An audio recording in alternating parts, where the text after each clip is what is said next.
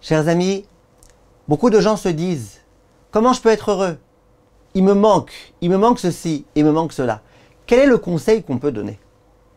Eh bien, il y a un conseil, mes chers amis, que Chachamim nous donne et qui peut énormément aider. Aujourd'hui, les coacheurs, ils se servent de ce principe. Mais écoutez bien le principe de la Torah. Lorsque je me trouve dans une situation et je sens que, ok, Baruch Hashem, ça peut aller parce que ceci et cela, mais d'autre part, j'ai tel et tel domaine dans lequel il me manque, tel et tel problème dans tel domaine. Qu'est-ce que je peux décider de faire? Et bien là, j'ai la possibilité. Soit je décide de regarder les gens qui ont plus que moi et de dire, ben ouais, tu vois, il y a plus que moi. Comment tu veux que je sois heureux? Je serai heureux le jour où je serai au max. Là, il y a des gens qui ont plus que moi. Ou je peux dire, mais attends, c'est déjà génial ce que j'ai. Regarde, Baruch Hashem, j'ai une maison dans laquelle je peux habiter. J'ai de la nourriture à manger. J'ai des enfants à éduquer. J'ai des problèmes à résoudre. Tu peux décider de voir les choses de cette façon-là.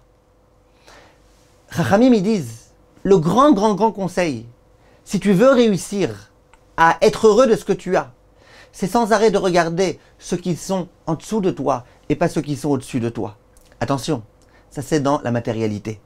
Dans la spiritualité, il faut jamais te dire que ça suffit, je m'arrête là, c'est bon. Toujours vois ceux qui sont un peu au-dessus de toi pour te dire peut-être que je peux devenir un peu meilleur, peut-être que je peux prier un peu plus, étudier un peu mieux. Là oui. Et le Ben Yoyada, le Ben Ishraï, il dit, c'est écrit dans le Passouk. Dans le Passouk, il est écrit Asher Bashamaim Mimal. Quand c'est des choses spirituelles, Shmimim Mimal, toujours regarde en haut.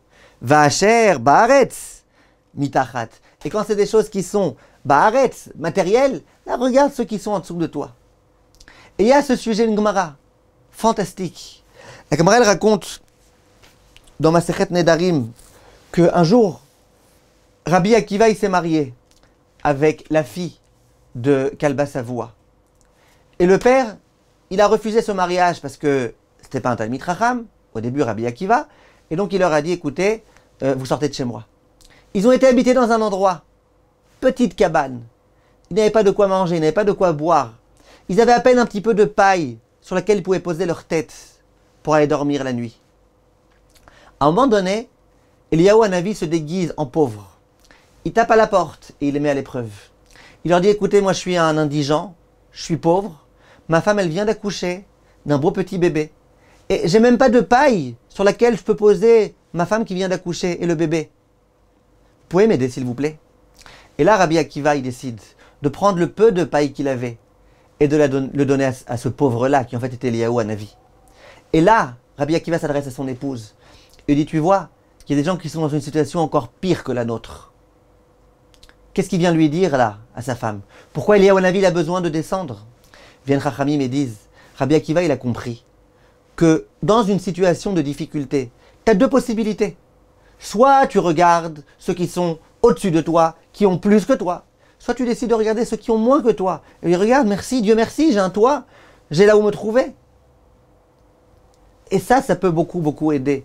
Vous savez que Rachid dit, dans la parashat Bereshit, qu'au moment où Akadosh Baruch Hu a décidé de diminuer la lumière de la lune, il a voulu aussi malgré tout la rassurer. Qu'est-ce qu'il a fait? Il lui a donné plein d'étoiles autour d'elle. Demande Chachamim, mais en quoi c'est censé la consoler? Elle est un peu petite. La lune, elle est minuscule à côté du soleil.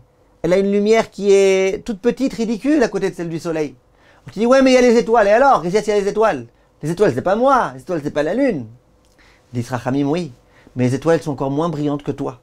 Si jusque-là, tu pouvais te comparer que par rapport au soleil, et te dire, ouais, je suis nul, moi. Je suis nul. Là maintenant, tu vois, tu as les étoiles. Et les étoiles, elles sont moins lumineuses que toi. Et donc toi, tu peux te réjouir de ce que tu as. Apprenons, mes chers amis, nous vivons dans une société, c'est pas pour rien. Une société dans laquelle nous pouvons regarder ou plus haut ou plus bas. Pourquoi Hachem ne nous a pas créés dans un monde dans lequel on est tout seul? Évidemment pour plein de raisons. Mais l'une des raisons, c'est celle-là. Si on était tout seul, c'est sûr qu'on serait jaloux de personne. Donc en spiritualité, on n'aurait pas cet ange-là qui nous dit, vas-y, progresse, regarde, il y a des gens supérieurs à toi. Si on était tout seul, eh ben c'est sûr qu'on ne serait pas jaloux des autres. On ne serait pas sans arrêt en train de se dire, pourquoi lui est là et pas moi?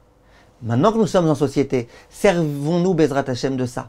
Servons-nous du fait qu'il y ait des gens supérieurs à nous pour la spiritualité, pour essayer d'être meilleurs. Et servons-nous du fait qu'il y ait des gens qui sont moins bons que nous, en quelque sorte, qui ont moins de réussite matérielle pour se contenter de ce qu'on a et être joyeux de ce qu'on a. Kol tov, mes chers amis.